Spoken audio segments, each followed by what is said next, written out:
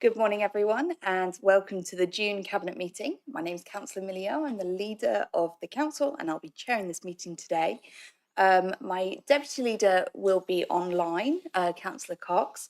I'd like to welcome members of the public or other councillors who have given up their time to be here today, and of course cabinet members and officers too. First of all, I'm just going to hand over to Sarah with Democratic Services to go over the housekeeping for today's meeting. Thank you. So please note that this meeting is being recorded by the Council for live broadcast and will be published on the Council website for a minimum of 6 months. The meeting may also be recorded or streamed for live or subsequent broadcast by members of the public.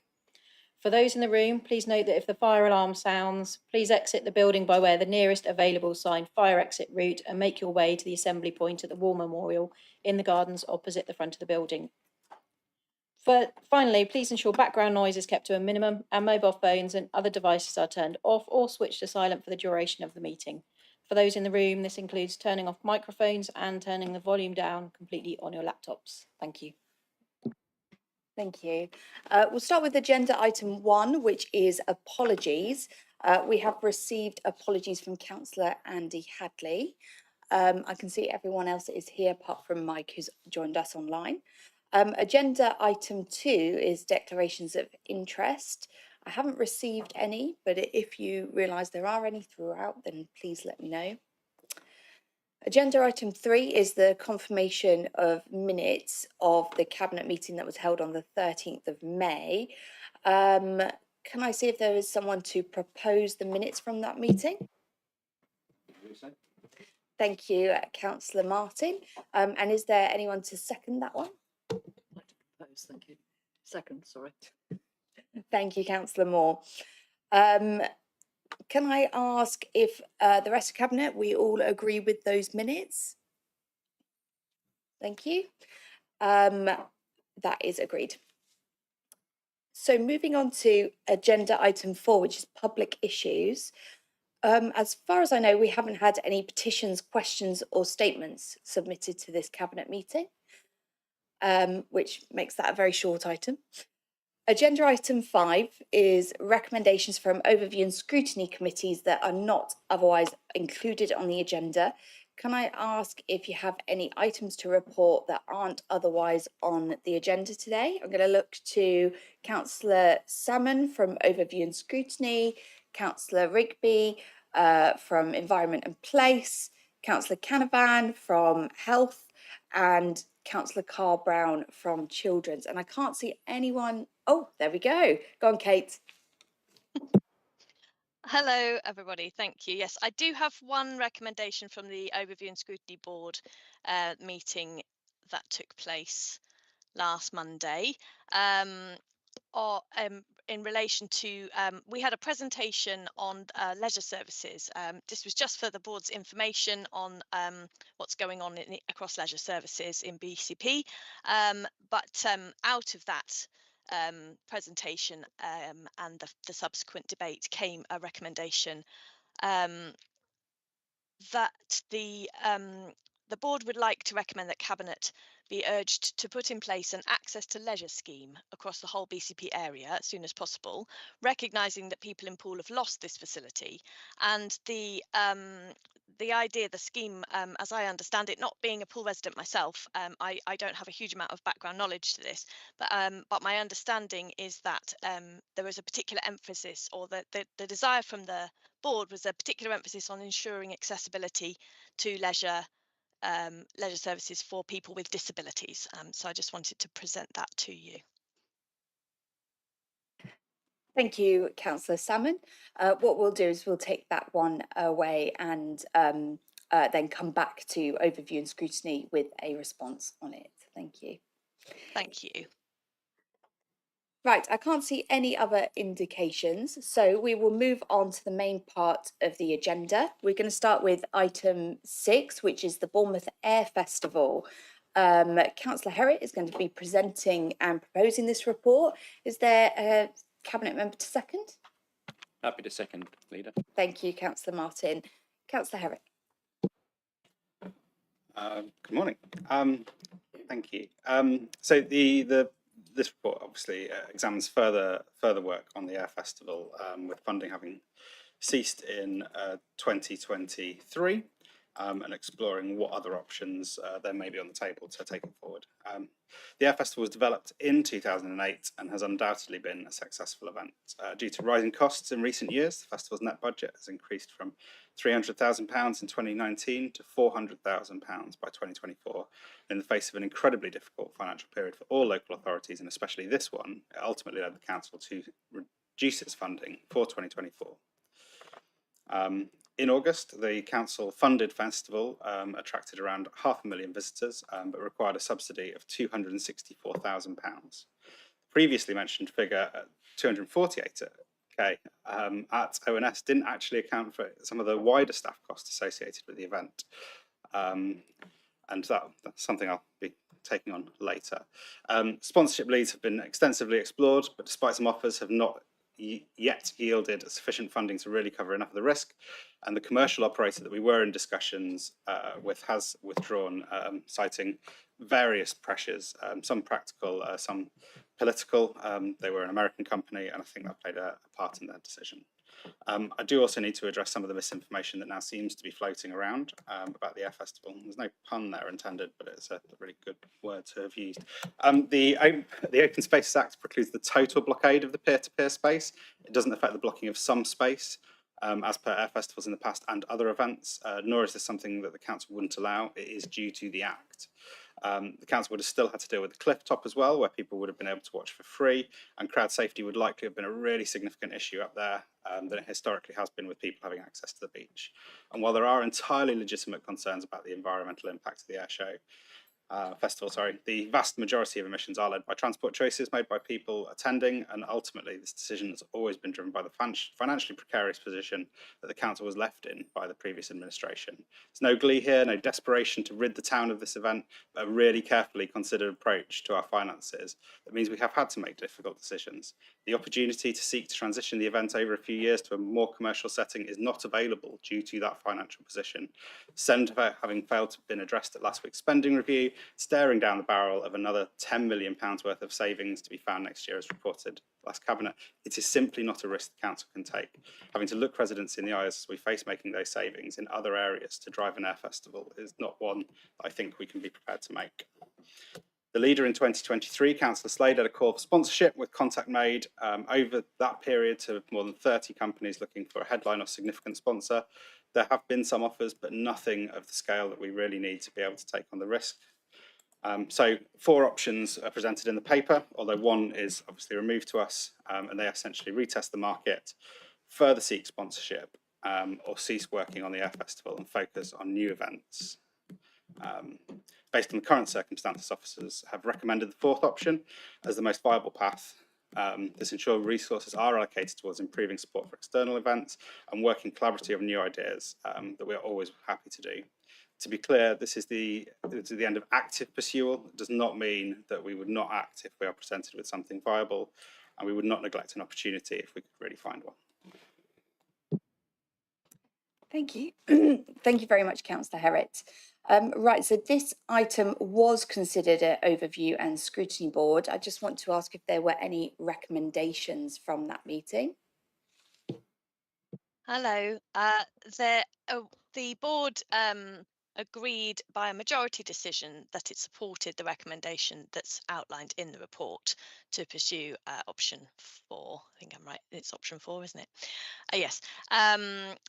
So that was but it wasn't unanimous, and Councillor Broadhead asked for the vote to be recorded as to who voted which way on that, which I believe will be in the minutes of the Overview and Scrutiny Board when they are published. Thanks. Thank you, Councillor Salmon. I'm going to look around the room and online and see if any other councillors who aren't on Cabinet wish to speak on this item. I'm not seeing any indication. So what I will do is ask Cabinet if we have anyone who wishes to speak on this. Go on, Councillor Martin. Councillor Moore. Yeah, thanks, Leader. So just a few points really. I think I may have alluded to this before, but I think I certainly as an elected member, I can safely say I think I come to this issue with something of a unique perspective, having been involved in the media, with the media or through the media in the Air Festival since the very beginning, and actually in the last 2 years, writing probably half of the festival program. So I've always been a massive supporter of the Air Festival. I come from an aviation family, so it's been a brilliant thing. But a lot has changed since 2008, not least the context around local government finance. If we can cast our mind back to 2008, that was indeed 2 years before the 15 years of austerity came along. So I think people might think, well, hang on a minute, this particular individual was a massive supporter of it. Why isn't he supporting it? Because times have changed and the context is very different. I think the second point I'd like to make is there's in my view, there's a moral argument about this as well as a financial one. And the moral argument is, and from my point of view, there are things that I would rather spend money on than a 2-day or 3-day air festival in terms of the services that we provide. So in my area of culture, for example, which involves libraries, it involves funding arts and cultural organisations which deliver a huge amount in terms of health and well-being, education, and all those other things that we constantly talk about. I would rather that money be spent in those areas 365 days a year for all the amazing things that delivers, rather than for a 2-day air festival, which I accept is enjoyed by many people. So I think that's the second really important point, the moral dimension. And I don't want to misquote anybody, but I think Councillor Broadhead, speaking at scrutiny, said this was a political decision. Indeed, it is a political decision because politics is about making decisions and making choices. So I think that's important to bear in mind. The third thing I would say, and I don't want to turn a discussion about the Air Festival into a discussion about community governance review, but just as a matter of interest, I would like to point out that at the weekend, between 25 and 30,000 people came to the Highcliffe Food and Arts Festival, which was an amazing community event. And it was only possible because of the funding given by the parish council to the festival, a community interest company. It would not have happened. That is an amazing event, brought a lot of joy to a lot of people and actually a lot of economic benefit as well. And for those people who are, and there's been a lot of stuff and also a lot of negative stuff on social media about the community governance review, for those people who think that town and parish councils are a waste of time and a waste of money, I'd just like to remind people that they can in fact assist in putting things on, and potentially a Bournemouth Town Council in future could look at funding an air festival. But those are people who are advocating against it ought to bear that in mind and look a little bit further than their own communities to see what can be done in other places, such as Christchurch. And I think the final point I would make is going back to the Air Festival. It was a brilliant event in a different time. It didn't really evolve over those 15 years, in my view. I think a lot they could have, and that's no particular criticism of anybody. And a successful event, it's often very difficult to look beyond what's already been done and just carry on doing it. So I would just a little bit of a shout out really to all the work that's going on around the Arts by the Sea Festival. Obviously, we have funding challenges around that. We're looking forward to the Arts by the Sea Festival in 2025. We're looking ahead towards what an extension year could look like in 2026. So there's a huge amount of work going on by officers and others about evolving that into something a little bit different that doesn't necessarily rely on quite so much financial input from the council, and more to be revealed about what that might look like in 2026 and beyond.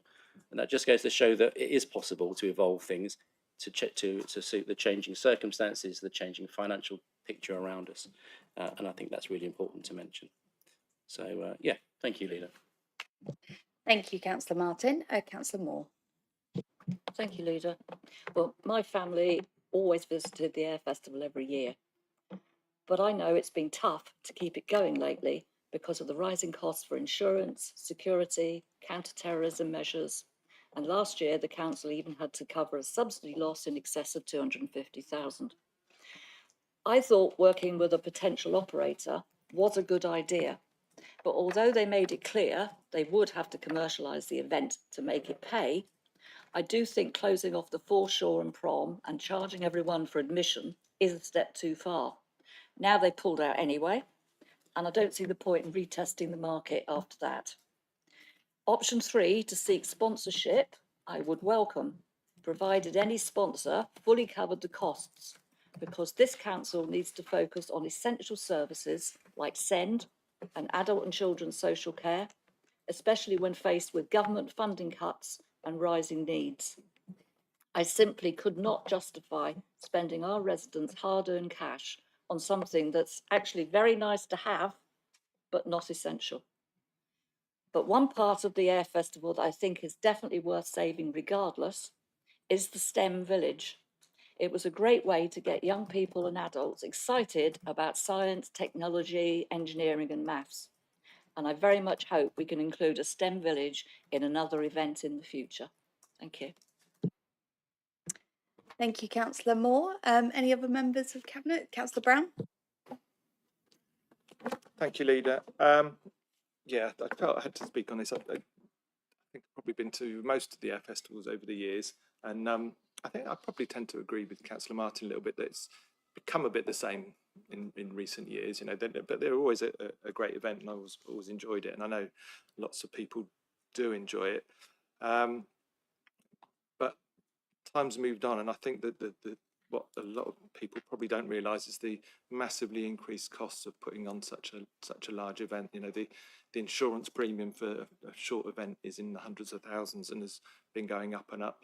The security costs have been going up dramatically, and with changes to legislation, that's not going to change. It's only going to get more and more expensive. So I fear that, you know, we talk about a net cost of somewhere around 400,000 if we had a 4-day event. That's not going to reduce. That's going to probably go up and up and up in coming years because of security costs, insurance costs, and general inflation. So, so yeah, if a sponsor wants to come forward, that's probably the starting point, really. I'd obviously like to see it continue, but I think, as Councillor Moore said, you know, we have got lots of different priorities that we need to look to fund, and we've had really difficult discussions among ourselves and at Cabinet meeting about things like funding of adult social care day centres, funding for libraries, funding for museums, funding for events, you know, the Christmas tree wonderland, those sorts of things. And there's a lot of competing priorities. It's not just a simple, oh, we need to spend £300,000-400,000 and have an air festival. If you do that, we need to stop doing something else. And that's the difficult decisions that we have to make, and the difficult balance. I must admit, I think to our credit, I think we've tried all different avenues, haven't we? We've looked for sponsors, we've looked to external providers that could run it commercially, and that's not worked out. I think there was a hope that the hospitality industry would get together with an accommodation business improvement district, and that may be able to contribute or help with it, but that route didn't come to fruition. So I think we've tried lots of avenues to endeavour to deliver an air festival. And it's a difficult decision, but I think the option before us that's recommended is I'm going to have to support that. So. Thank you, Councillor Brown. Any other members of Cabinet wishing to speak? I can't see any. So what we will do is go back to Councillor Herrick to sum up if you have anything to add. I've got a fair amount to add, actually. I think it's like just a bit more context. I grew up just 5 miles from RAF Scampton, which, for those of you who don't know, is the home to the Red Arrows, who have so often been a fixture of the Air Festival. I had school friends' parents who were mechanics on planes, and the Red Arrows practiced in the airspace above my house. So they really do feel like a genuine connection that we'd potentially be losing. And I'd dearly love to be able to keep the festival, but as several have mentioned, it's just not viable for us to do so. And these costs look set to increase further. In 2026, we're going to see the likely introduction of Martin's Law, which is going to place really significant burden on event organisers, and they will be even more significant in a military setting, which the Air Festival is. I do need to cover some other points, firstly relating to remarks made at ONS last Monday. I think firstly, it's really important that we do quantify officer time spent on projects. Otherwise, we are not aware of the genuine cost of anything that the council does. Treating staff hours as free as an approach, though, does explain some decisions made in the last administration. To accuse this administration of angling to end the Air Festival also shows a total disregard for the officers who have been working on this, who have been involved not just recently, but since 2008 at the original inception. This was always their project as much as anyone else's, and they've been genuinely invested in making it happen and taking it forward. But like I said at the top, the lack of options to transition and try to exploit further commercialisation was brought about by the previous administration's attitude to money. No contingencies, no backup, spend like it doesn't matter, and someone else can deal with the cleanup. And that attitude should concern everyone. I'd also like to pay tribute to all of our council officers and wider people involved in the air show, just in case it is the last. I sincerely hope it's not. I do want to place on public record the council's thanks to a lot of people down the years who did make it happen. The council teams, from parking to waste and events that made that delivery every year, Mark Smith and John Weaver, Maurice Patterson and David Bailey, the Destination Management Board, Coastal Bid, Emergency Services, RNLI, the Armed Forces, Bournemouth Airport and Moorbus for their support and sponsorship, as well as a whole host of other organisations and individuals that I've probably missed. I would sincerely love to be in a position to feel like we could take another option. And to be clear, we would absolutely welcome anyone who can fund or that can really deal with the commercials to come forward and take it on. And I'd finally like to acknowledge publicly the contribution made by Amanda Barry and Helen Wildman, former Bournemouth and now BCP events officers, now in much more senior roles. They've been active colleagues in the Air Festival since its inception. They've dedicated significant time and effort to trying to help find alternative funding to make sure it could continue, and they would have desperately loved to find that funding. The council's been working on boosting sponsorship to the Air Festival since 2008. Sadly, just doesn't appear to be there. So it's ultimately with regret we are left in the position we are, by having to make the right choice for all our residents in the face of further financial pressures. Taking the decision to cease active pursuit of sponsorship of an air festival will enable our events team to more readily respond to wider events and help enable a wider variety to come to the area. And if someone would like to operate one of these events or even just sponsor one, we're absolutely here for it, and officers are still continuing to meet with interested parties if that opportunity arose. But for now, it's just holding up too much. Thank you very much, Councillor Herritt. Right, so we'll take this to a vote. It is an item that's for decision. Can I see all those in favour of the recommendation? Thank you, that's unanimous. Okay, so we are going to move on to agenda item 7, which is the corporate performance report for the end of year. This is going to be presented and proposed by me. Can I see if there's someone to second that one, please? Thank you. Thank you, Councillor Hannah. So this is the end of year report really against our shared vision for Bournemouth, Christchurch and Poole 24-28. That's also known as the corporate strategy. It was adopted in May last year. So we've now got a year of statistics to look at and consider if we're making progress against our vision. The focus areas are for our place and environment and our people and communities and our approach. Looking at the progress measures, they are quite positive. I feel that this council is moving in the right direction and there's some real encouraging figures in there. I won't go into each area as I know Cabinet members may want to pull out specific measures to focus on, but I think that we're on the right track here and I'm quite encouraged with the work that our teams are doing to deliver the vision for Bournemouth, Christchurch and Poole. So this one wasn't considered an overview and scrutiny, so I'm just going to look around the room to anyone who is not on Cabinet who might wish to speak on this item. Councillor Canavan.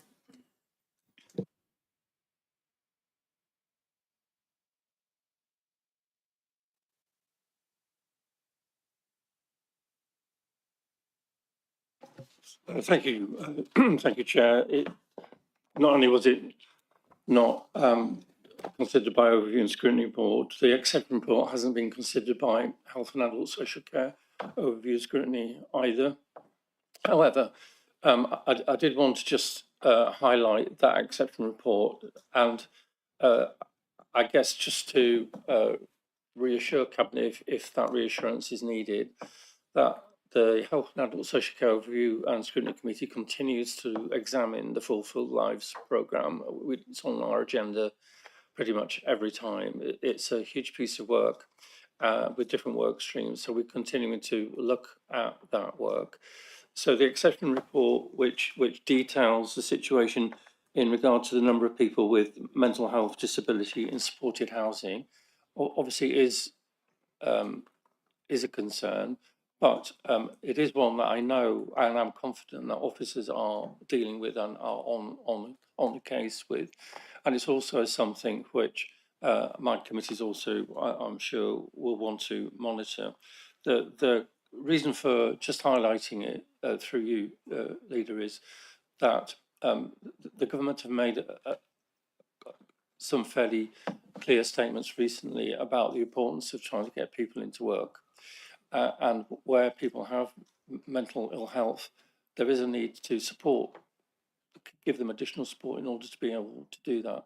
So we are doing it. We need to do more of it. But I just wanted to indicate to Cabinet that it's not something that anybody anywhere has forgotten about, and that we are on it. So thank you very much, Jim. Thank you very much, Councillor Canavan. I can't see any other indications, so I think I will open up this to Cabinet. Are there any Cabinet members who wish to speak? Councillor Hannah. Thank you, Leader, and thank you to officers for putting together the report. The critical thing to me in terms of this report is what it says about what the council is doing in order to help ensure that residents are happy with the area that they live in and see it as a place that they can enjoy living in. And we know in that context that there are various views expressed in social media, not all of them typical of residents in general. And we also know that not everything that happens in the area is under the control of the council. So that's why I say the key thing to me is what the council is doing in order to ensure that residents' lives are as satisfying as they can be. And I found a couple of figures quite interesting in the table. One of them was the level of trust in the council, which has increased from 40% in 23 to 48%, which is a 25% increase in the level of trust. And I think that's quite an achievement in the 2 years. And it is, as it happens, the 2 years of this administration. So without wanting to do any self-congratulations, I think nevertheless, we can be pleased that residents feel that level of trust has increased in that way. The other figure that comes just below that is the increase in satisfaction with the way the council runs things. And there is a very similar increase, not quite 25%, but almost. And again, it's good to see that residents are that much more satisfied with the way the council is running things. I've got to say in that context that having served on other councils, I'm aware that residents are never overall congratulatory about councils, and there's always something that residents can complain about. So to see those increases in figures, I think is pretty good. It's also worth picking out some of the things that impact on what residents might feel. One I know from residents in my own ward is concerned about fly tipping. And I noticed that the number of fly tipping penalty notices has increased from 2,600 to 3,200. So we are doing something about that, and that may be one of the small things that causes residents to feel more satisfied. I also noticed there's a marked reduction in antisocial behaviour police reports. That is good to see, and it also seems to be reflected in the amount of enforcement actions on antisocial behaviour, where that has more than doubled. So again, it's good to see that we are being effective in dealing with things, And I don't say that in terms of ourselves alone, because we know that there are other agencies involved in dealing with antisocial behaviour. But that again, the reduction in antisocial behaviour and the enforcement actions being increased may well be a factor in increased resident satisfaction. Linked to that, serious violent crime has reduced. And it's not something that I think the council can take particular credit for, but it is something that is good to see. And I'm frequently disappointed at comments in social media, comments in the Echo about people feeling unsafe in this conurbation. And the fact is the conurbation actually is relatively safe compared to other conurbations of a similar size. But it's good to see at the same time that levels of crime and antisocial behaviour are reducing. The last one I'll mention is the reduction in the number of people rough sleeping. And I've got to say that is good to see in two ways. One is we don't want people to be in a situation where they need to rough sleep. And concern for those individuals and the fact that we are doing more to help them can only be good. But it is also true to say that residents seeing people rough sleeping can make them feel a little less safe and a little less happy about their area. So seeing that reduction is reassuring to residents, and again, maybe another factor in residents having an increased level of trust in the council and an increased level of satisfaction with the way that we run things. So good to see the positives in this report. Thank you, Leader. Thank you, Councillor Hannah. Any other Cabinet members wish to speak on this item? Councillor Wilson? I was going to address some of the points that, well, I was going to make some of the points that Councillor Hannah made, but obviously he seemed to cover quite a lot there. But I think just to kind of emphasise, I think it is really good to see the increase in enforcement outcomes over the last year from our ASB team. That's really, really positive. There was also a mention of the reduction of levels of police recorded antisocial behaviour, and whilst that obviously should be seen as potentially a good thing, I do think there is a caveat to that I've been having complaints from people that it's really hard, it's becoming harder to report, and there's a bit of apathy towards reporting as well in some cases where police are not attending certain incidences, which is obviously for resourcing levels, and we understand the restraints that they have, but I think that needs to be taken with that in mind, and I think it's important to caveat that. In terms of housing, I just would like to again kind of reiterate some of what Councillor Hannah said. Our rough sleeping figures have been at their lowest in 18 months, which is really, really positive. The Q4 report here is 44 people from the count. Our most recent count is 49. So a slight increase. I think it's important to be transparent about that, but still really within positive levels, considering where we were last year and where we have been in recent years.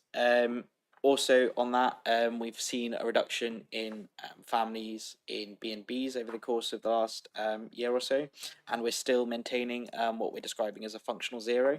So as of last week, we have one family in a B&B placement, but they're only going to be there for a short time as we move them on. So yeah, just really positive on that front. Thank you. Thank you, Councillor Wilson. Any other?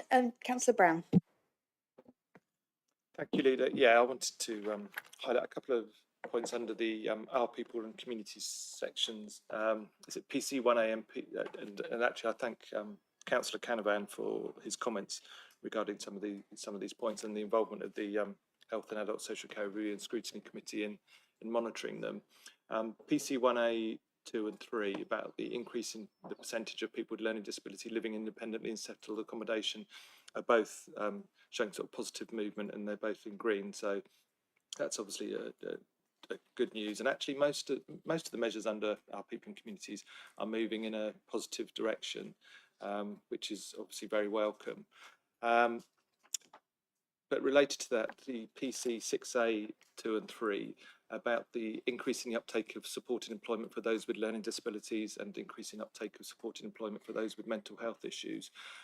Well, for those with learning disabilities, that's green, and that's fairly positive.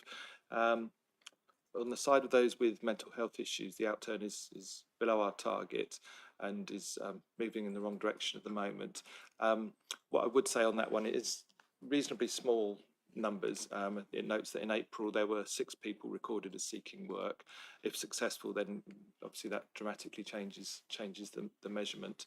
But it's already an area that's sort of receiving significant attention. Members will recall last year approving our day opportunities strategy.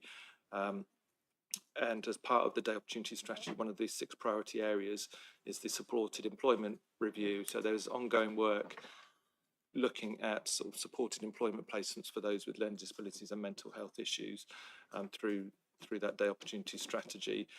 And also, as Councillor Canavan referenced, our Fulfilled Lives strength-based approach in adult social care is focused on employment and exploring that for those people that can work. So it is one of those areas which is highlighted in the report, but it is something which I'm speaking to officers about, and that is part of ongoing work. So I'm hopeful that that will move in the right direction in the coming months as we continue to monitor the performance.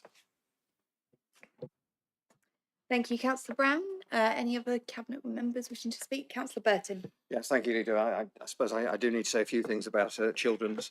Looking at the performance against targets area, there's some really good news in here. I would highlight there's a few things. The EHCP timeliness. Now I know EHCPs and SEND is a big issue all the time, but the timeliness has now increased tremendously since over the last couple of years. The number of children missing out in education for various reasons has decreased, both due to getting more suitable education, and of course exclusions have reduced, particularly in the primary area. I would say the secondary area is an area that we are still working on, but we know we can make a difference there. And if you look at the early help, those young people who need to return for early help, it has also gone down, which means that the early help work that's being done is making a difference to their lives. It's important with children and young people because these children all become adults, and this work that's happening here means that we're likely to have in the future a lot more happy adults who are part of our society and economically active and living a good life in our area. So just celebrating some of those successes. Thank you, Leader. Thank you, Councillor Burton. Right, I think really just to sum up, there were a couple of areas that I wanted to highlight as well.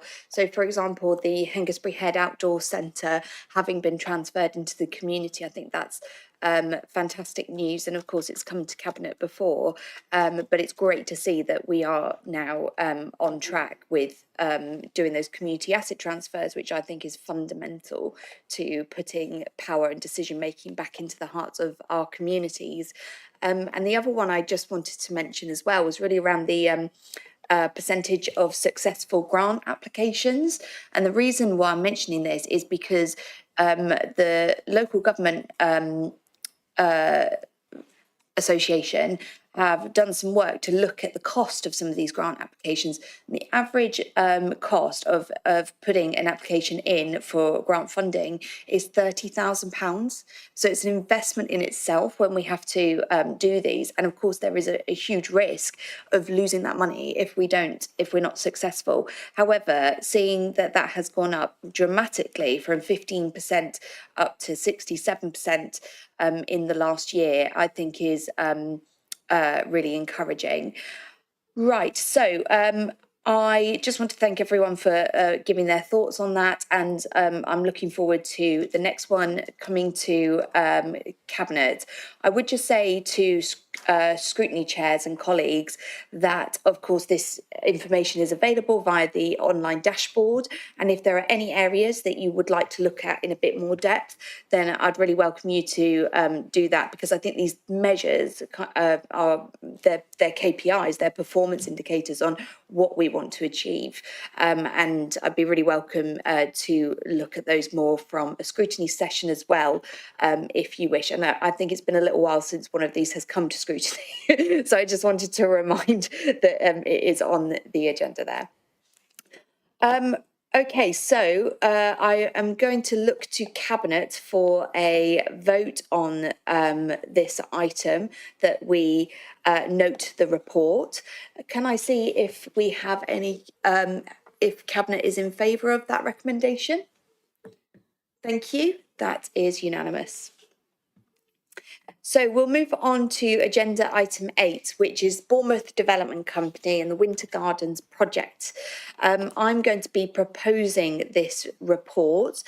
Is there someone to second this one, please? Happy to second, Chair. Thank you, Councillor Wilson. Right, so this paper follows on from a paper a couple of months ago about the Winter Garden site, which updated Cabinet on the progress since the BDC strategy day in December last year. Cabinet was asked at that point to extend the site option execution date to the 30th of September 2028, and this paper confirms that, in tandem with asking approval for the BDC partnership business plan for 25 to 2030.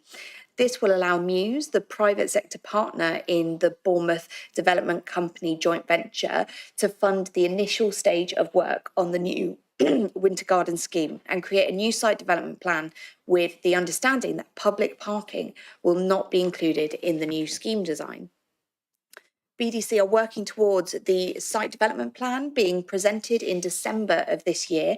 It will outline the full financial implications of the scheme, allowing a decision to be made on progressing to the next stage of detailed design and planning work, which will require significant expenditure.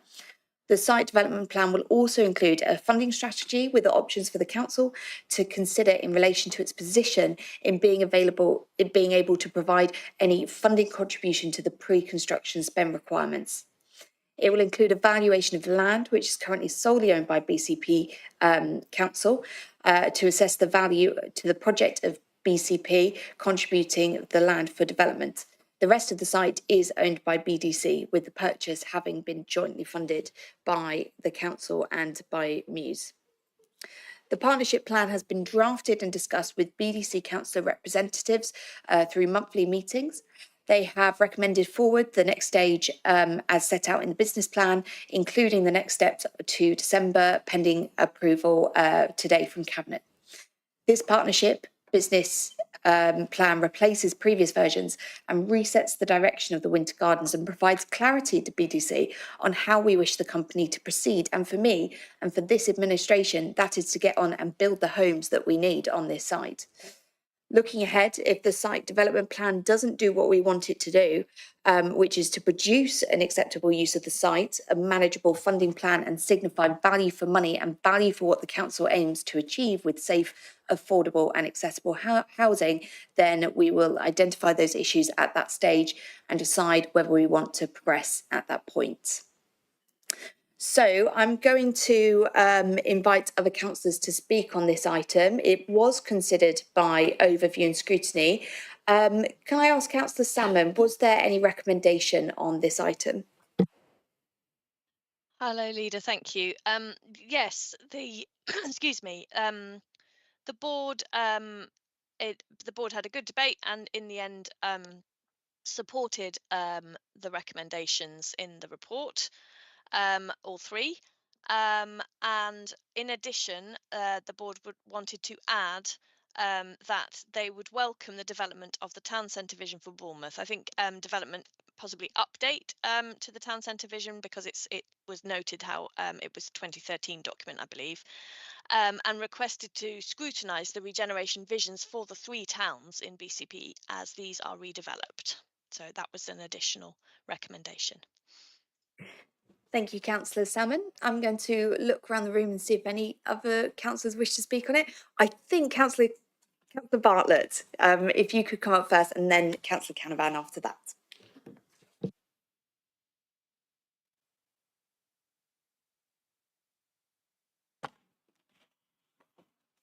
Thank you, Leader.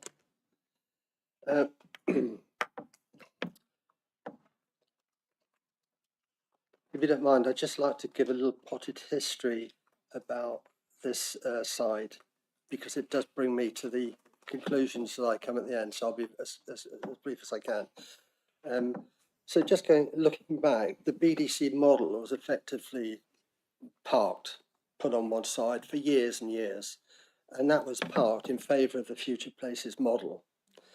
Now, the Future Places model, I was a supporter of it. Unfortunately, its implementation didn't work for whatever reason, but that's another story. But the decision then was that the regeneration would be taken in-house using Future Places staff and regeneration carried out in-house. Again, that hasn't really happened, has it? Because not many of the Future Places staff stayed with us for very long. And actually now, nearly 2 years on from that decision, we're now given another decision taken to go back to the BDC model, which was previously discarded. Now, there's no explanation anywhere as to why that decision has been made. Now, during that period, there's been significant expenditure by the regeneration team in the Investment and Development Directorate, and it's nearly 2 years. At the same time, we've been accruing interest on the money borrowed to buy the land for the Winter Gardens, which then adds to the costs that the Winter Gardens has incurred since 2011. Huge costs, around 10 or 12 million pounds, whatever it's been. If you then add that to some of the other issues, some of the other projects, Cotlands Road, Eden Glen, all the other aborted BDC projects, you've got to ask yourself, why now do we think that the BDC is a suited model to proceed with? So just one or two of the other issues about the BDC. There's no question that there were some successes earlier on. They built some really nice developments, and in terms of placemaking and quality of build, absolutely superb. Give them credit for that. But what we didn't see was any real financial return to the council. And in fact, the losses on the Winter Gardens effectively wrote out any gains made at all. I also take the last development, which was the Durley Road car park development, which was refused planning consent by the planning board twice. And in fact, I was surprised that Councillor Wilson seconded this motion because he voted against it at the time, I remember. But yeah, it was refused twice. So the will of the council and residents was that we should not be building on that site. What happened? The BDC went to appeal, led by one of our own council officers, and it was then granted. So what did the residents get from that particular development? Well, yes, it did make some profit, but mostly because the land was donated at 285k or thereabouts instead of its real market value, which would have returned somewhere in the order of £2 million. We had offers from market, you know, but of course we couldn't go down that route because the site is allocated under the agreement to the BDC. So, so what did the residents really get from that? Not a lot. They lost the parking. They didn't get really a financial return because that was then put back into the losses incurred for the Winter Gardens. And it was against the wishes of residents because, oh yeah, and of course, not forgetting we lost the revenue from the car park itself, as we have with the others. So we're, you know, reducing our revenue streams. So where does that bring us now? If we go down this route now, we're in danger of repeating history, effectively. It's taken 11 years to get to a consented site, and why we're now considering, even if you accept you go down the BDC route, you know, why do we think that we can now get a scheme up together and start work on it by 2027? It's taken 11 years. It took 8 years to get planning consent for the previous site. And it was an agonising process, absolutely agonising. What I'm really concerned is that the risk to the council are that we're opening up this another money pit by extending the option date. You tie yourself in to 2028, which will be for the next administration when they're elected for them to handle, wouldn't it? So again, there could be another another change. So there's the uncertainty, the political risk, by which time huge amounts of money will already have been expended. So I think agreeing the extension date is not something you should be doing. We certainly don't want to open up the potential for incurring the sort of costs that we have for year after year after year. If you throw it into all the other failed regeneration exercises that we've had recently, the costs are horrendous to the taxpayer. So what would I say? My view is that this type of development can only be achieved satisfactorily by shaping the place setting through the planning system, and that you allow the market to put the ideas out, put the investment in, and take the risk. Because the risks through the BDC model always end up back with the council. And this is what happens. The other people always get first pickings, the partner, and then third-party finance, and then eventually the council. And if there's a loss there at the end, the council picks up that risk. So, why we're going down this path without even really reviewing and analysing the reasons why we're using the BDC, without everyone understanding that, I think is a bit odd. We're going into it head first again, down the same avenue.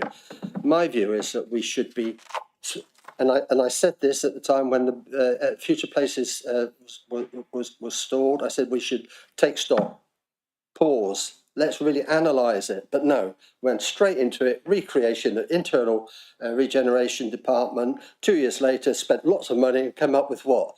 Plan B again, back to where we were. Frankly, it's just not good enough.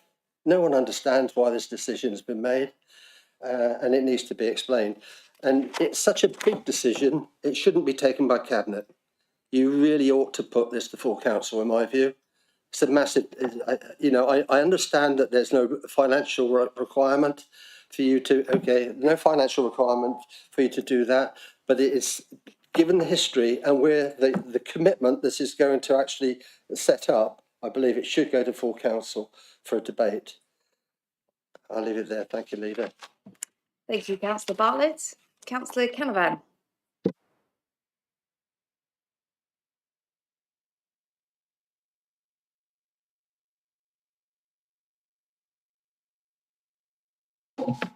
Thank you, Chair.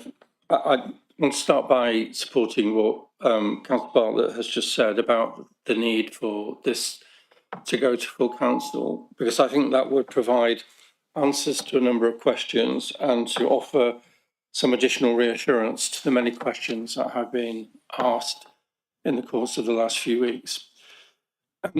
In paragraph 2.5 of the business partnership plan, it actually names the council representatives on the board.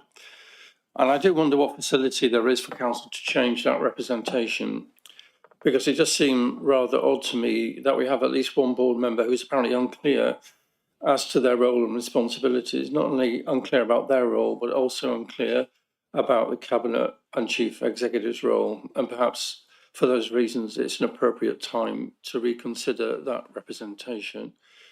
I would like to thank Councillor Beasley for his email setting out the background to the BDC, much of which Councillor Bartlett has just highlighted.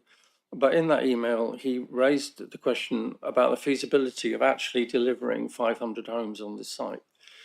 My question really is not about how they're going to deliver those, but how BDC will help us leverage the necessary development to achieve 3 times that many houses, because that's what the mandatory target set by the government is. So similar to Councillor Bartlett, I'm not convinced that the BDC model is frankly good enough or robust enough to be able to do that, because this comes at a time when the government has just announced plans for a new National Housing Bank to stimulate private investment and support house building, with an initial £16 billion of public investment and a restatement of the desire to build 1.5 million homes to fix a broken housing system. So I certainly support the recommendation from ONS about a broad division around our town centres But, you know, whilst conversations and dialogue with others may be helpful, they don't actually get anything built. And there have been a flurry of emails, as I've referred to, regarding this matter. And I think there are a number of significant questions that those have been raised. And I think there is an obligation on us collectively to place those before full council in order to answer those and to satisfy the public that we are dealing with the issues that have been raised. I think particularly most notable in those emails is a most recent one from the solicitor who covers the regeneration projects, which indicates that the council is taking external legal advice regarding the arrangements for future development of the Winter Gardens and the proposal from Muse for the partnership to reconsider the funding strategy. And for those reasons alone, through you, Leader, I think these recommendations are premature. And I do feel that it is worthy of consideration at full council. So thank you for your time. Thank you, Councillor Canavan. Right, any other councillors wishing to speak on this who aren't on Cabinet? Nope, I can't see anyone indicating. Anyone from Cabinet wishing to speak on this? Go on, Councillor Wilson. Thank you. I mean, firstly, I fully respect Councillor Bartlett's views on this, and I can understand some of the apprehension towards it. I think, from my perspective, it's really important that we bring sites forward. I think this is a key site. I think, in terms of the cost being incurred by BDC, I think other than officer time from the Investment and Development Directorate, there isn't any. I think it is a really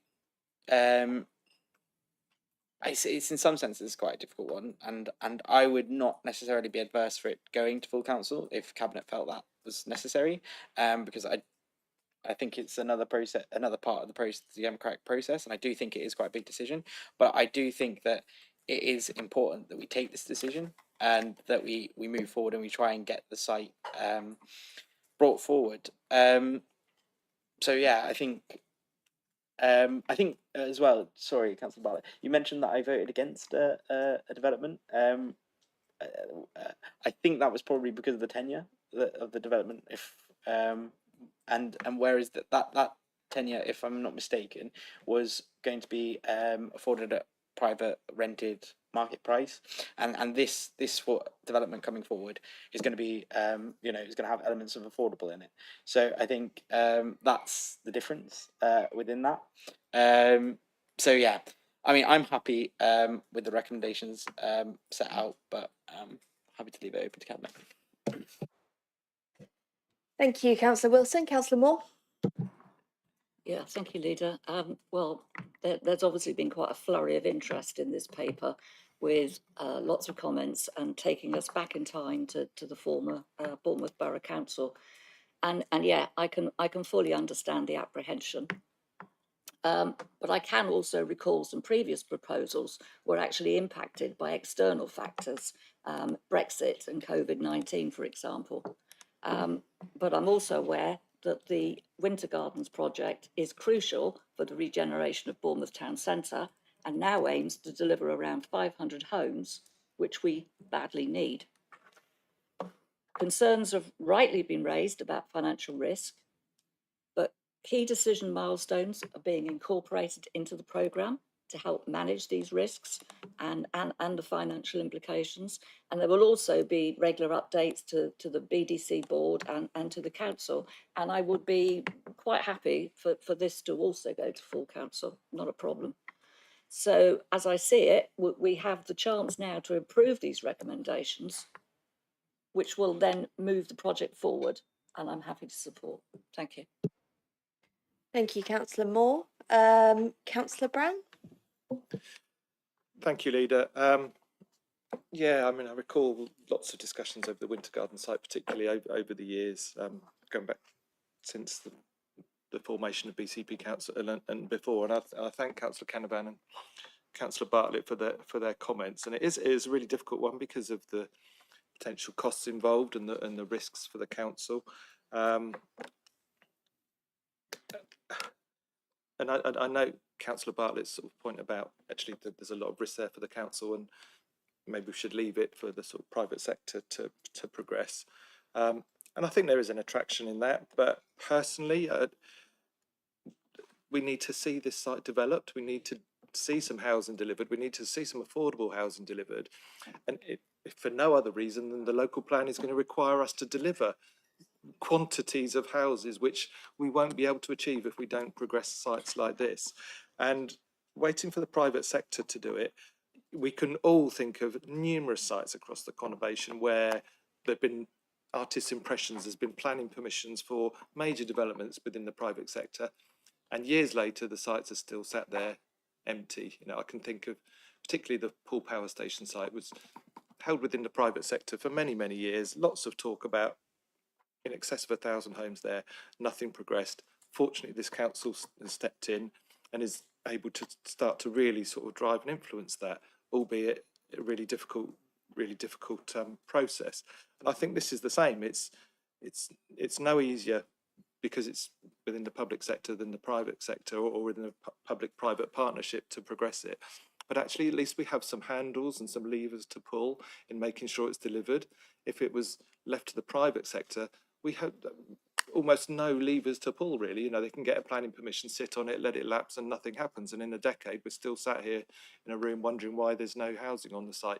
At least having a public-private partnership to push this ahead gives us some levers to pull and some control, albeit there are costs and risks involved with that. So I'd much rather see us going along this route to actually aim to get some delivery than just leave it to the private sector, because I have little confidence that would deliver what we want it to deliver. So yeah, I think that's really my point, that we need the housing, we need the affordable housing, we need it for our residents, but we need it to deliver on the local plan and to hit national government targets. And to do that, I think we need to have some say in it and some control and some levers to pull to make that happen. Thank you, Councillor Brown. Councillor Martin? Yeah, thank you, Leader. Very quickly, again, without wishing to bore people with my old war stories. I mean, I was writing stories about this site 20 years ago, about attempts to get it developed. As Councillor Canavan quite rightly points out, and never misses an opportunity, and I don't blame him for that, telling us about the government's housing targets. So that's a key factor in this, and the local plan that Councillor Brown mentioned. This is a prime site in the middle of our town. It is I would say it's an embarrassing failure of local government over 20 years now. Is it 20 years, 20 plus years to get anything done on this site? And the other point, of course, is that we're constantly talking about the revitalisation or the reimagination of Bournemouth Town Centre. Part of that process and part of that project is got to be, or has got to be, town centre living.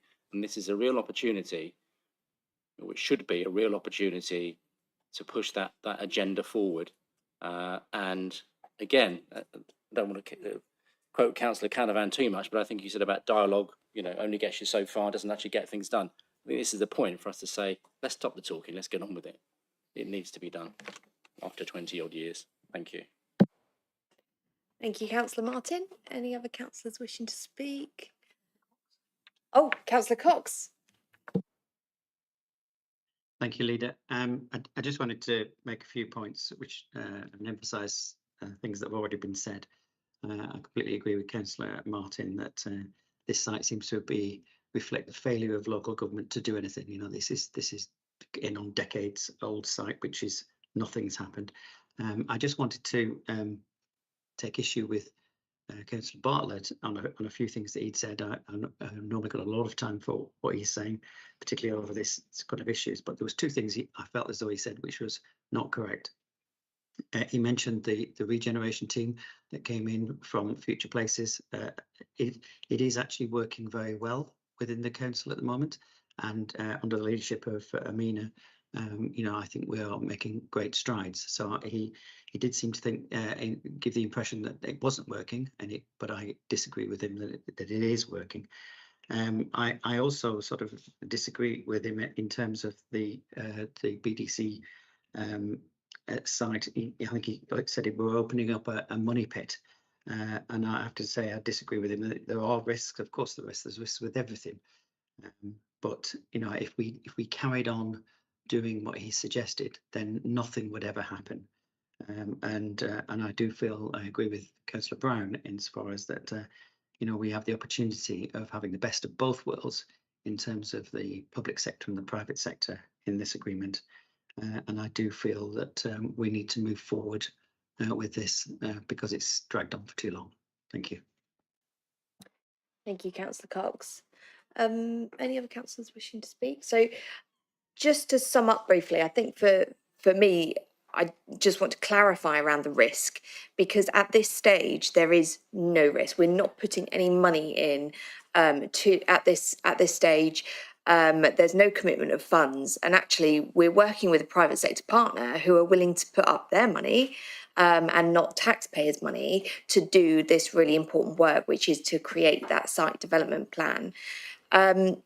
When we get to December and we get that site development plan, that is when there is a proper decision for this council on whether we want to proceed not only with that development plan, but also whether BDC is still the appropriate form of trying to bring forward these regeneration sites. So what I would actually suggest is that paper should come to Cabinet and then on to full council if there is an appetite to look at that in more detail. This site, however, there are no financial consequences. There's very little risk because we're not putting any of our own funds forward. This is purely about giving certainty to our private sector partner that we want their investment at this point and that we want to proceed with that site within the joint venture. The other thing just to say is that Muse and obviously this joint venture has evolved over the years. It's quite an old venture now, and I've been really impressed actually that it has survived that long. However, we have had some significant challenges over the last 5 years, whether those are to do with different administrations' approaches to regeneration, but also with market challenges. It's no secret that the construction market is under a lot of pressure, not only from government targets, but also through the costs that are now incurred due to instability across the world, things like Brexit and COVID. It's created a huge number of challenges and viability when it comes to construction all over. However, for me, this site and this joint venture is not actually about the profitability. For me, it is about the delivery of homes that we need. And I think that Councillor Canavan is right to highlight that what we're going to have to achieve. I think the local plan is going to be asking for significant development. And this really is an opportunity for us to make a start on that. And I would like to see those 500 homes in the town centre. I think it's going to promote other things in terms of increasing the footfall around the town centre, bringing more opportunities from businesses into the town centre as well. And that's why I want to see it done, not because this council is a private sector developer, but because we actually want to meet the social values and the social responsibility that we have as a local authority to deliver the homes and tackle the housing crisis that we're in. I think the final thing to mention is that the business plan has been approved by the partners as set out in the paper. I'm quite keen for this to continue, and I would actually say that where I've been away at various conferences over the last couple of months, it's become very apparent that joint ventures are a little bit like gold dust to local authorities at the moment.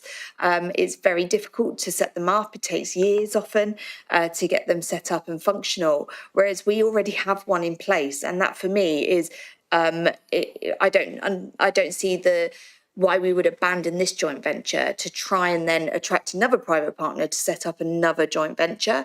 I feel that this site is really important to everyone. I think everyone wants to see it developed, and this is our opportunity to really see whether that joint venture and test whether our joint venture with Muse is going to be a credible way of bringing forward some of those sites. So I think that's all I want to say on this, but when this paper comes back in December with those options and the site development plan, that's when I would encourage it to go to scrutiny. I'd like to see it scrutinised. I think it would then come to Cabinet, but you know, if there is that, if councillors want to see it debated in a wider forum, then it should go to full council. So I'd be really pleased to take that forward and recommend that it does come to full council at that stage. Okay, so we're going to move on with the agenda, but I'll just take a vote on this item. Can I see all those in favour of the recommendations? Thank you, that's unanimous. The next item for us to consider is agenda item 9, which is Our Place and Environment, the Bus Service Improvement Plan, or also known as the BCP, for Folkestone and Southbourne. I believe Councillor Herritt is going to be presenting this paper and proposing it. Is there someone to second, please? Thank you, Councillor Hannah. So, Councillor Herritt, over to you. Yes, presenting this paper in Councillor Hadley's absence today. So I'm going to do my best to cover with my slightly less expert position. So numerous initiatives connected with the BCP have already been launched, bringing really significant benefits to passengers and people around the conurbation.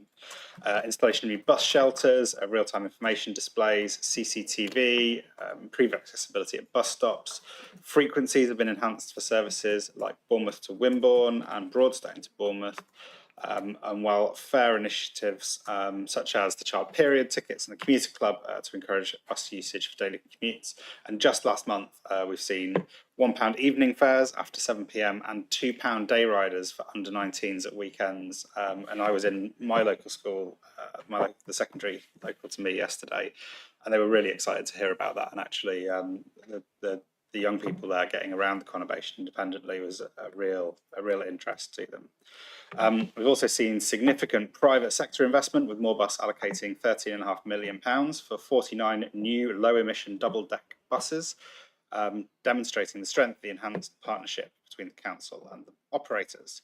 However, challenges remain. Congestion continues to hinder bus journey times and service reliability in several key areas, and to address these issues, the BCP funding has been allocated to review and develop schemes for areas like Folkestone, Southbourne, as we're going to discuss today, but as well as Purewell, Westbourne, and the Bournemouth Station to Town Centre route, which is really critical for a lot of the routes as they cross the town centre in Bournemouth. So the scheme today is focusing on Folkestone and Southbourne specifically. Bus services in this area have really good frequency, up to every 3 minutes.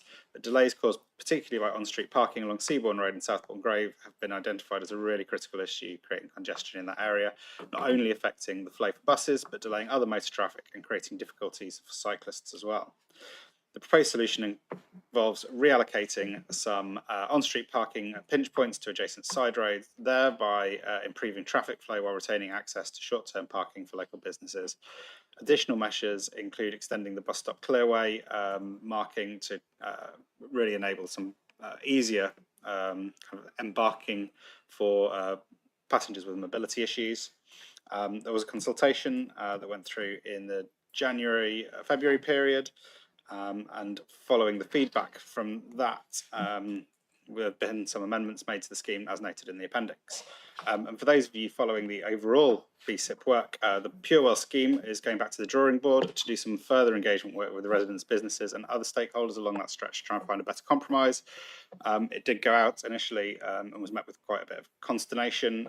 So we've withdrawn that, and we're going to be doing some more work on that later in the year. And without talking through the individual adjustments that have been made in this bit by bit, as that requires quite a lot of diagrams and pictures, I'm going to leave it there. Thank you very much, Councillor Herritt. I am going to see if anyone outside of Cabinet would like to comment on this one. Councillor Farquhar.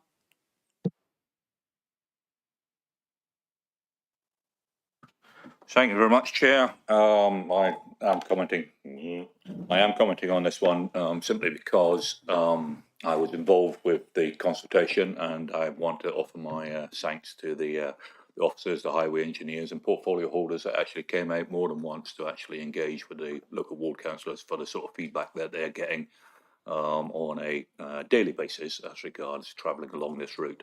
I'm only going to address my remarks to section 1 and section 2 because they actually fall within my ward itself. But I think it's important that the officers and engineers, their engagement is highlighted because that was invaluable to us as ward members to advise residents as regards their queries on the consultation.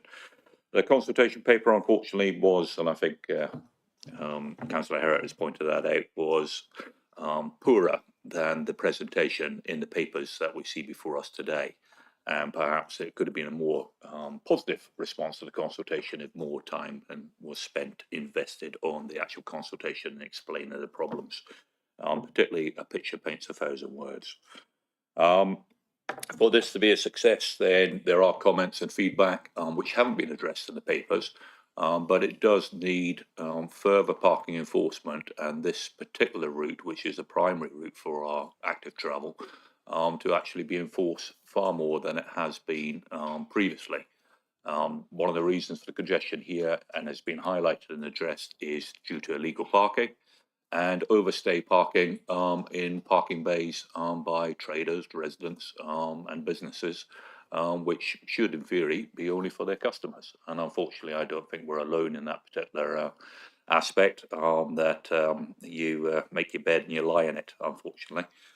So I would encourage that our parking enforcement, even though they have the strains placed upon it, must increase the enforcement along here to prevent illegal parking. I do have a suggestion, a recommendation is that we work with the bus company, that they have cameras quite on every one of their vehicles, and that they actually are part of that solution for enforcement, so that when there is illegal parking which is causing the restriction, is that the bus company works with enforcement in some mechanism to actually highlight the incidents that we have, not only where there's near misses, but also the restrictions which this is trying to fix so that the buses can flow through safely. The other thing which I would encourage, the use of buses with a bus company, not mentioned and not necessarily in the scope of this paper, but if we're looking to encourage, and it's feedback which I've had from residents, bus travel, then we must make the amenity, and I'm pleased that Councillor Herriott pointed out that the electronic signage, etc., and the shelters have been upgraded, but we must encourage our older generation to actually travel. I've had feedback that there needs to be benches, and there are benches, there space for benches, but they're not there. Likewise, the removal of bins from that area doesn't encourage, residents to drop their litter responsibility.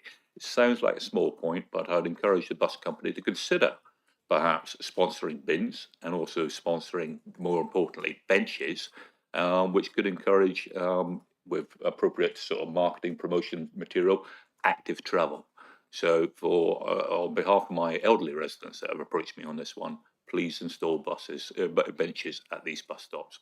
And if we've got a problem with funding, then please prevail upon Moorbus to sponsor said ones, because it will attract more customers if they do it in the right way. Thank you very much. Thank you very much, Councillor Farquhar. Can I see if there are any other councillors who wish to speak on this item? Any councillors on Cabinet who wish to speak on this item? Councillor Hannah.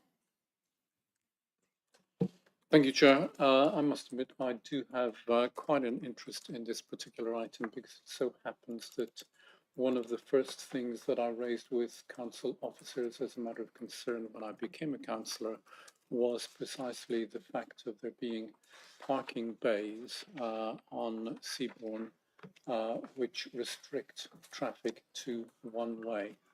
And that made absolutely no sense to me. It was something that I experienced myself using the road regularly. It was something that was mentioned to me by residents, and that includes residents who use cars, residents who cycle, and residents who use buses.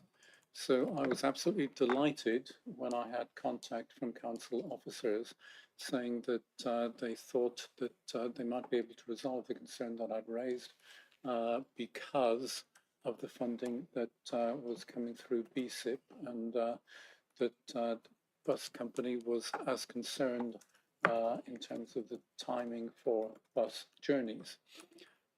So I was delighted with that, and I do want to express thanks to our officers for the detailed work that they have done on it. I was extremely impressed when I received a batch of coloured papers setting out the proposals and was invited to walk the walk with officers, and Councillor Farquhar walked the walk as well, as did Councillor Hadley. And it was the way in which we looked at each individual parking bay and assessed the pros and cons of that location, and assessed alternatives, and looked at all the side streets and what was possible in those streets in terms of alternative parking, and did that in detail as we walked down. I was extremely impressed. It was a very thorough job done by officers then. I'm also impressed with the way in which they have responded to the consultation.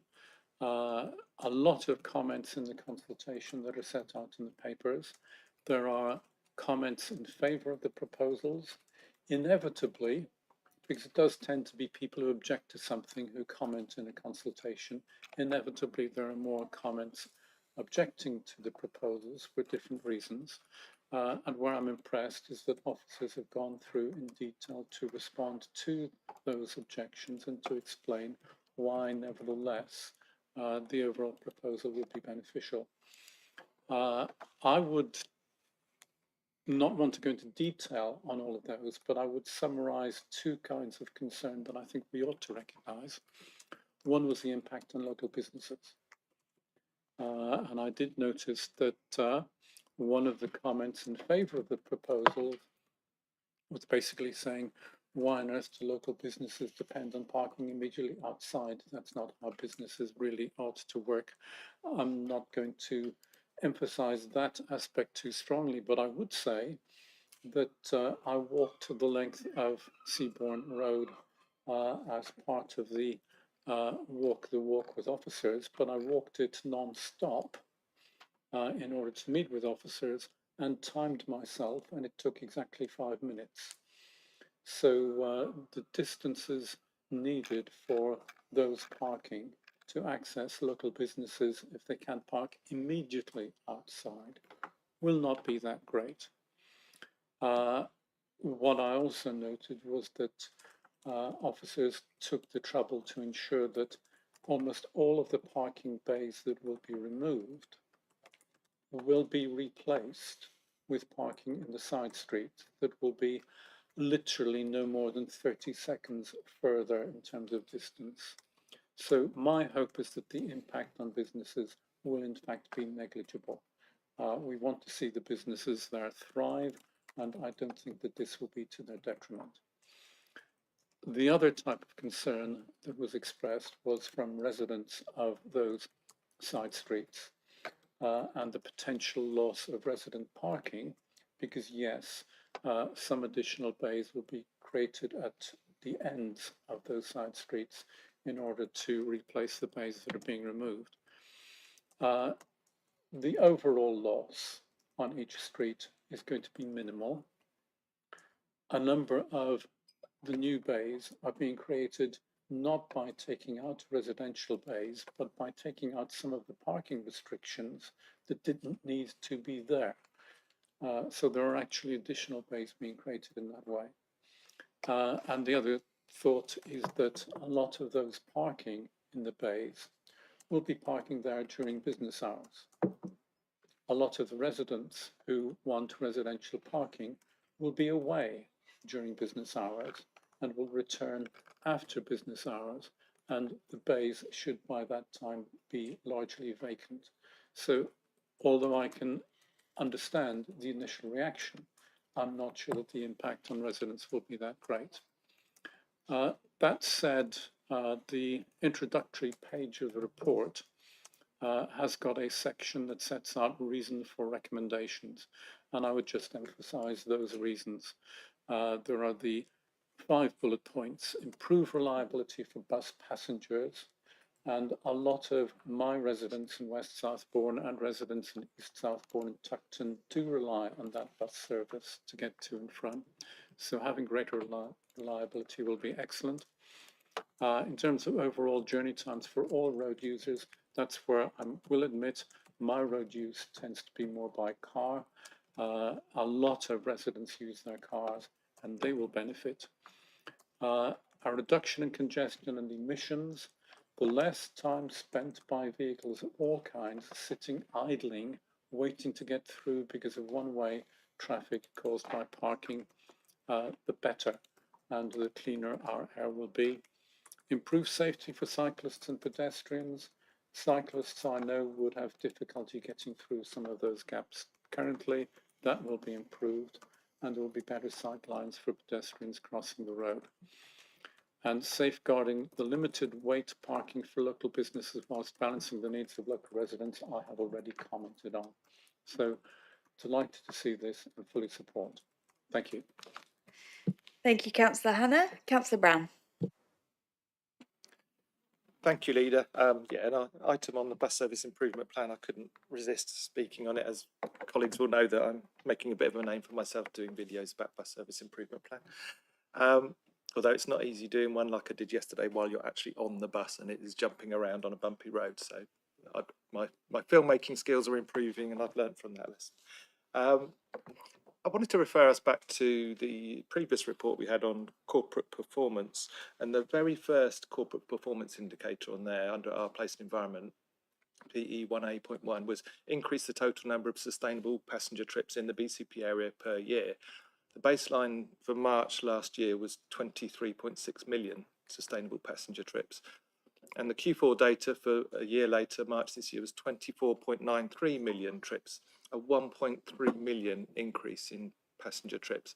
And it comments there about as initiatives delivered as part of the bus service improvement plan continue to be progressed, that bus patronage will continue to rise. And I think that's really important for all residents, whether they use the buses or whether they drive. You know, if people can use a bus to get where they need to get, and it's reliable and it's affordable, then that helps all road users and particularly motorists. And I'm a great advocate for the bus service improvement plan. I don't think we talk about it enough, and I benefited from it in two ways. Just yesterday, I had to get between Bearwood and Ensbury Park. I didn't have access to my car, so I needed the bus. And fortunately, the bus service improvement plan that we voted through in March and commenced in May had a brand new bus route, number 11, that links Bearwood to Ensbury Park, which wasn't there before. Runs every half hour, so I could jump on that to get to where I needed to get to. And not only that, the fare was even more affordable because Councillor Herrick mentioned some of the schemes about the £1 after 7 p.m. He didn't mention the new BCP multi-trip 10 bundle deal, where for £20 you can buy 10 trips on your app. So there's only £2 each way for me. So really affordable, went exactly the route I wanted to do, ran really regularly and very swiftly. And, you know, as a benefiting from that bus service improvement plan, I think it's really important to note, and it's delivering on one of our corporate performance indicators.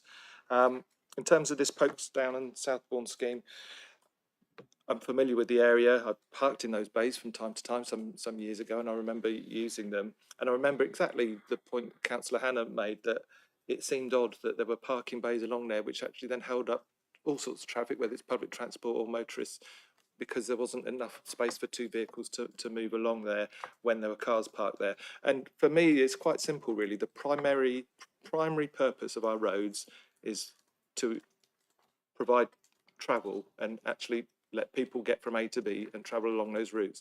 The secondary purpose, if there's space, is to allow people to park and deposit their vehicles on the road. If that secondary purpose is getting in the way of the primary purpose, which is to allow people to travel to where they need to get to, then we need to make changes. And I think it's been a long time coming, these changes, and it's never, it does cause inconvenience. It does cause people to have to change their habits when you make these sorts of changes. But I think they are very worthwhile in terms of returning some of those parts of our transport network to the primary purpose of actually letting people travel along them and get to where they need to get to. Thank you, Councillor Brown. Councillor Moore. Yes, thank you, Leader. like Councillor Brown, I do think we're really lucky to work with such a good and proactive bus company as Moorbus, and their investment of 13.5 million in 49 low emission buses is certainly a positive step forward. And I also appreciate all the efforts from Moorbus to improve bus services and help reduce traffic congestion, which I didn't know until I read this report, and we've just checked it, cost this council a massive £17.32 million per annum. So I'm pleased there's been a great deal of public consultation for this plan, and I'm happy to support the recommendations. Thank you. Thank you. Any other councillors wishing to speak on this item? No, I'm just going to go back to Councillor Herritt, if you wish to sum up. Thanks. I'm just going to correct Councillor Moore. It doesn't cost the council 17 million. It costs the local economy 17 million. I don't want anyone to think that we're spending 17 million on congestion. Just to be really clear. And I'm also really pleased that the bus service improvement plan is contributing to Councillor Brown's newfound career as a content creator. Just to follow up on Moorbus, I think they recently were awarded the 3rd best customer satisfaction rating in the UK. I think at a not too distant meeting, I said I grew up in Lincolnshire and the bus service there was terrible, and they actually beat out Moorbus this time. So significant improvement since I left, which may or may not have anything to do with me. So I think it's really interesting that we've kind of gone through a lot of this, because one of the solutions that's often universally popular as an alternative to cars is improving the reliability of public transport.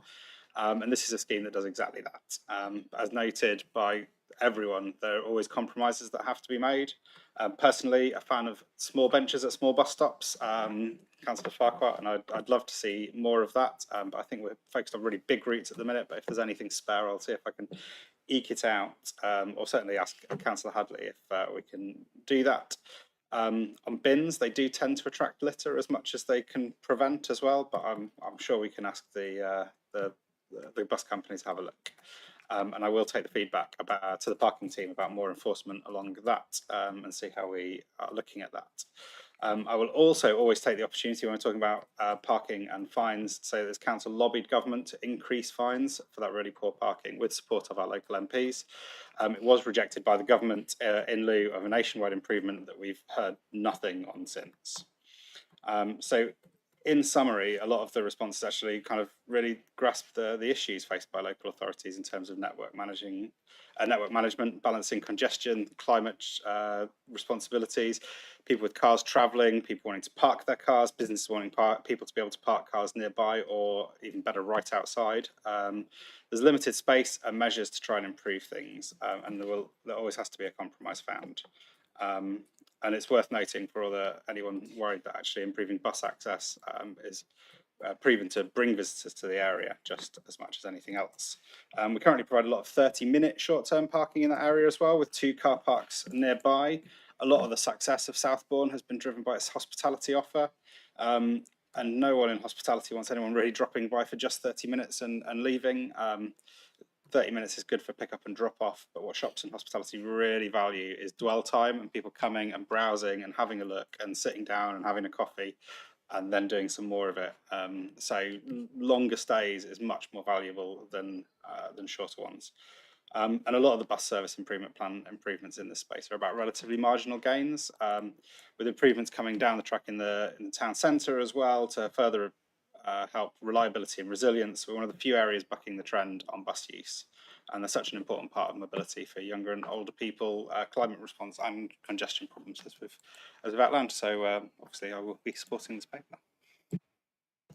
Thank you very much, Councillor Herritt. So the recommendation is that Cabinet approves the scheme. Can I please see agreement from Cabinet for that one? Thank you. That's unanimous. Okay, so moving on to item 10, which is Our Place and Environment, the Safer Roads Fund, 20 miles per hour for Boscombe and Folkestone.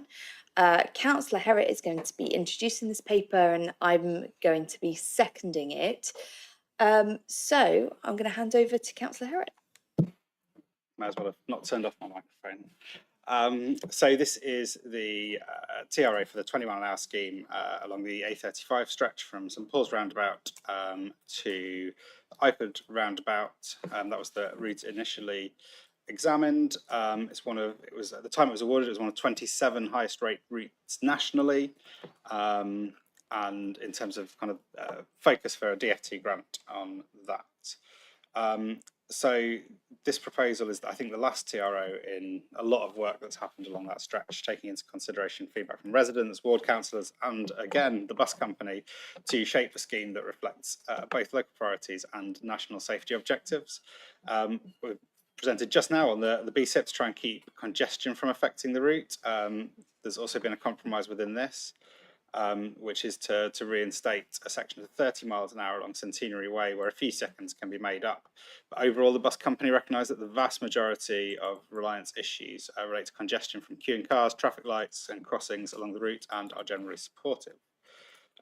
It's a targeted intervention backed by evidence, fully funded by the DFT through the Safer Roads Fund. It was initially a 1.89 million grant to really improve the safety along that corridor, which were 165 collisions, 187 casualties were recorded between 2017 and 2021. And that period is when the funding decision was made. We've not picked that out. That is why that kind of came forward. The scheme includes a range of improvements, so crossings for pedestrians and cyclists, reconfigured junctions to improve risks there, an extension of the 20-mile-an-hour zone through obviously that core route, but also some of the residential areas either side. And obviously the vast majority of this is high pedestrian footfall, shopping, crossings, residential. The scheme will not only improve safety along the stretch, but supports wider goals around active travel, air quality and public health. 20-mile-an-hour data coming in from schemes around the country is proving that lives are being saved, injuries being reduced, and the societal cost saving alone making it good investment. Never mind the fact, and I've mentioned this before, that obviously injuries and deaths do have a real life impact on people. And I think we sometimes lose sight of that when we talk about the facts and figures, but ultimately people not being injured and hurt on our roads is a really good thing. This is all for a minimal impact on journey times. Like I said before, we've sprawled the 20-mile-an-hour limits into some of the side streets where rat running's been an issue, or people may look to take shortcuts, making those neighbourhoods more pleasant, and has the handy side effect of being safer for drivers as well.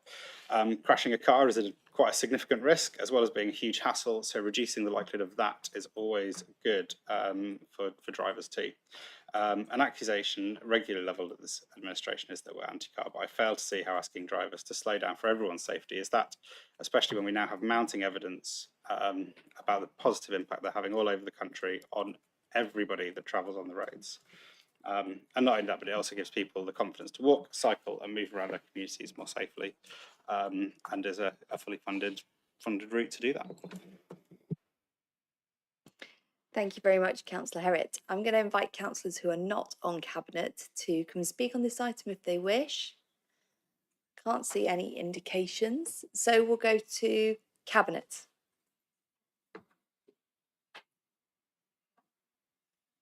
Councillor Burton? Yes, thank you. I feel the need to tackle a few of the myths which tend to come around this sort of thing. Just looking at some of the comments against reducing speeds. First off, well, when you're driving a car, if it's fueled by petrol or diesel, the pollution comes from burning the fuel. Fuel is burned for three reasons. One is to lift the car to a high place, like driving up a hill. We can't change hills. Secondly is to force yourself through air, the air resistance. Lower the speed of the car, the lower the air resistance is, therefore less fuel you burn. And the third thing is to accelerate it from one speed to another. The less times you spend accelerating from one speed to another, the less fuel you burn. Therefore, driving a car at a lower speed always uses less fuel.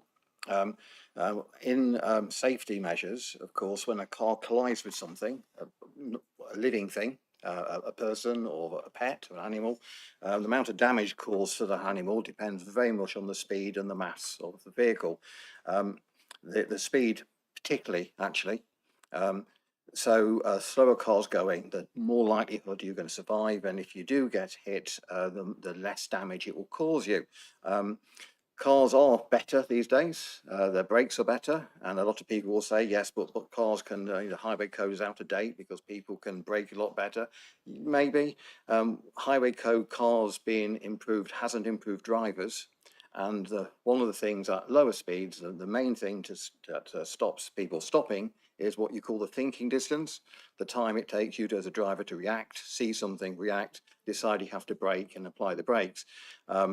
Reducing the speed from 30 to 20 actually halves the time, the distance you're traveling, and therefore you're more likely to see something and react and stop in the time. Therefore, lower speeds don't increase pollution. In fact, they reduce it. Lower speeds improve safety. And of course, the big other thing is it also improves the environment. When you speak to young people, particularly, one of the big factors that stops them from walking, cycling, having a nice time going to school and out is actually they're worried about the amount and the speed of cars travelling. Any survey of young people, that always comes as one of their top concerns. And therefore reducing the speeds in these sort of areas reduces pollution, improves safety, and also makes the environment better. And it doesn't matter what other people say that they think about. This is what the research says. One final thing is reduced speed can actually also increase traffic flow. Those of you who have been on motorways with the smart motorways, in rush hour times, you'll notice that they reduce the speed limit from 70 to 60 to 50, not to make it slower for you, to actually increase the traffic flow, because it stops stopping, accelerating, decelerating, the ripple effect that you get. And therefore, quite often, reducing the speed limit and when it is busy actually increases the flow of traffic. Therefore, for all those reasons, I am totally supportive of this. Thank you very much, Councillor Burton. Councillor Martin. I was slightly blown away by all that technical detail. I'm very impressed, I have to say. Mine will be a little less academic and technical. I just wanted to say that I think we're all at the full council meeting a couple of weeks ago or 3 weeks ago when the petition was brought forward about motoring, and I said at the time, and I'll say it again, that the thing that disappointed me about that, the debate around that, the public discourse around that, is the issue of road safety very rarely gets mentioned, and I raised it when I spoke then, and I suggested motorists, by and large, stop being so self-obsessed about their journey and about themselves and about their cars. Now, that was picked up in Her Majesty's press as a headline. I'm not repeating it again for that reason, because I won't use it twice, but I think it is worth repeating. There are a lot of us, and I'd say all of us, as car drivers, are too obsessed with ourselves and with our getting from A to B quickly in our own little bubble without really considering road safety. As you know, I always try to mention my own ward as much as I possibly can. Not on this occasion, actually, in a positive way, because, and I'm sure this is the same for all of us with schools in our ward, the driving, the parking, the driver behaviour around schools, and I'm not going to pick out the schools because it's not their fault, but actually it's really dangerous. So I'm a big advocate of school streets, and also a big advocate of clearly of people, including parents, mainly parents, driving and parking a lot more carefully and safely around schools. So I just like to repeat that. And the final thing I will say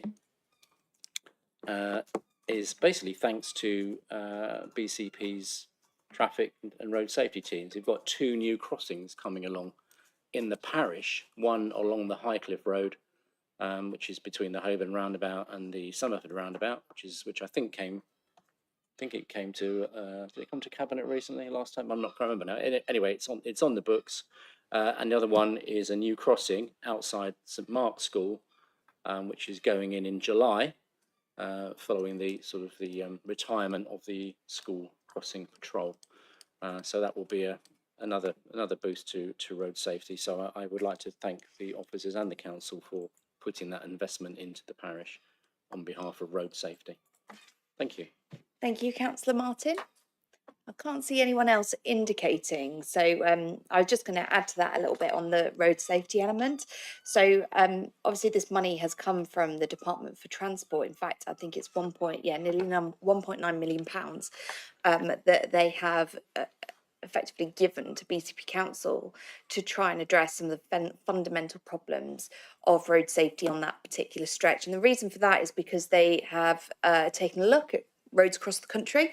They've identified some of the most dangerous roads in the country and have decided to do something about it. And I really commend the government for taking that approach, because I think when we look at other things that people that pose a risk to people and where people die, roads are some of the most dangerous things that we have in this country, and we still have lots of people dying, lots of people really seriously injured in road crashes, and I think it's actually good for the government to be addressing that rather than accepting that that is the norm.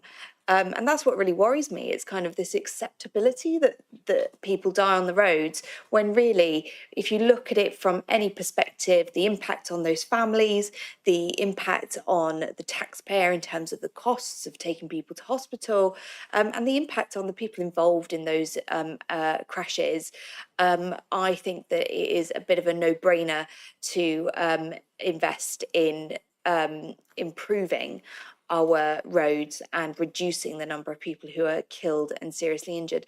So I'm very happy to second this one. Just go back to Councillor Herritt if you want to sum up. Thank you. Thanks, Councillor Burton, for the science lesson. I think you'll never miss an opportunity to go back to an earlier time, and thanks to Councillor Earle as well for mentioning more on road safety. 5 people a day die on roads around the country, and quite frankly, the vast majority are avoidable, and we should be doing all we can to play our part in stopping that. And I think some of what we've talked about today demonstrates why there's some debate, but also demonstrates why it's always disappointing where some of the debate heads around 20 miles an hour. The average catchment in our area for a secondary school is around a mile, and I think when I think about the schools in my part of